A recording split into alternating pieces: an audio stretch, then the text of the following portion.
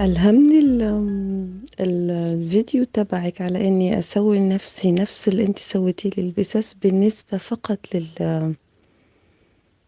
للبانيك أتاك، لأن حسيت إني عند البسس هذا بانيك أتاك.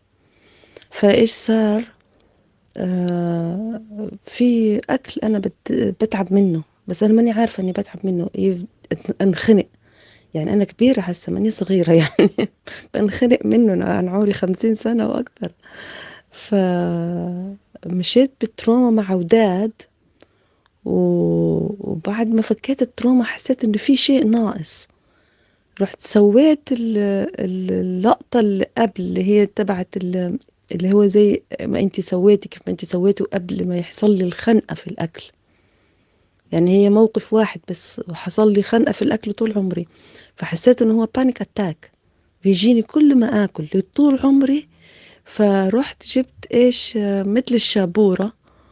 ما أدري في السوري بيسموه بقسماط تقريبا. آم، وكانت جدتي تحطه مع الشاي بالحليب وناكل منه. فهو هذا الوحيد اللي حاسة مع رمضان اشتريته وحطيته في الشاي بالحليب وأكلت منه.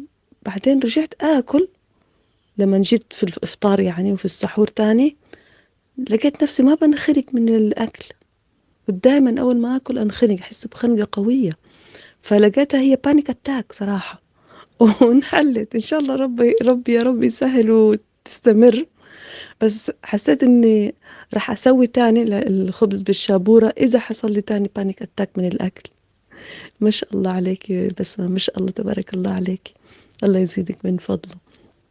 وراح أجربها مع أولادي وبناتي اللي في شيء ما بياكلوه، أشوف إيش اللي كانوا بيحبوه من قبل، وكأنها بانيك أتاك يعني. الحمد لله. شكرا حبيبتي، الله يبارك لك. السلام عليكم بسمة، كيف حالك؟ يعني أحب أقول لك كيف التطورات بعد 5 أشهر من الحمد لله خلصت من بانيك أتاك.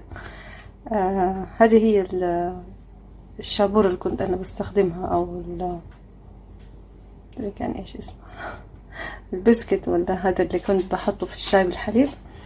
آه وتحسنت الحمد لله، راح مني البانيك أتاك.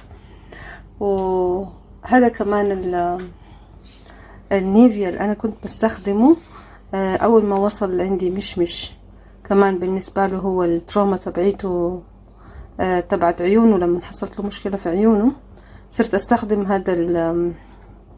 هذا النيفيا. وكنت أستخدم كمان شيء تاني للقطط، بسكت كده للقطط هدايا. فالحمد لله يعني كمان هو تحسن. في صورة أرسل لك صورة كمان كيف وجهه تحسن. السلام عليكم. السلام عليكم بسمة، كيف حالك؟ بدي أحكي على تجربتي مع الرايك بالنسبة للطعام. أول فكيت تروما كنت دايما بنخنق من أكل الخبز، أكل الرز، بعض الأكلات كمان مثل البطاطس، نشويات أنخنق منها. ففكيت تروما عادية، طريقة الرايك العادية 7 خطوات مع وداد. وبعدها حسيت إني قلبي يعني كده بيقول لي لازم أتبع طريقة بسمة، اللي هي بنرجع تاني مثلا ما قبل، بس بالطعم أو بنقعد مثلا نفس الموقف بنفس الملابس أو مثل هذه الأشياء. فجاتني فكرة إني افتكرت إن كانت جدتي تعطيني لما أمي سافرت وأنا عمري 1 سنة ونص، كانت تعطيني أبويا تقريبا، أبويا أو الخدامة كانوا يعطوني الشابورة أو البقسماط أو الكعك مع هذه كلهم اسم شيء واحد، مع الشاي بالحليب. فأثرت فيا كتير لما سويتها. حسيت إن في شيء تغير فيا، حسيت إن شيء في قلبي انهز. حسيت أنفاسي صارت متغيرة، صرت أعرف أكل مثلا قطعة خبزة أو ملعقة رز. كنت أول أخاف وأنا باكل الرز أو الخبزة أو البطاطس، لأني بنخنق. فراحت مني هذه الخنقة. كمان افتكرت كانت جدتي كان عندها دجاج، وكانت تبلبل الخبز في الموية، فكنت أشم ريحة هذا الخبز المبلل في الموية، فكمان بللت خبز في الموية. كمان ريحة الخبز أثرت فيا كثير، ورجعت يعني كأنه ما قبل الحدث بكثير، إنه قبل الخنقة. وطبعا استوحشت أمي، فرجعت للحضن الأم. كان جميل جميل.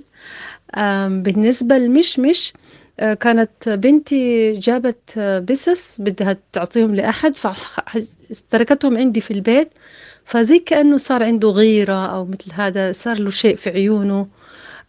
ما رجع تاني لطبيعته. فافتكرت اني كمان كيف طريقة بسمة كيف ترجعي تاني لانك انت تستخدمي الاشياء اللي اول ما جاء ولما انفكت ترومته.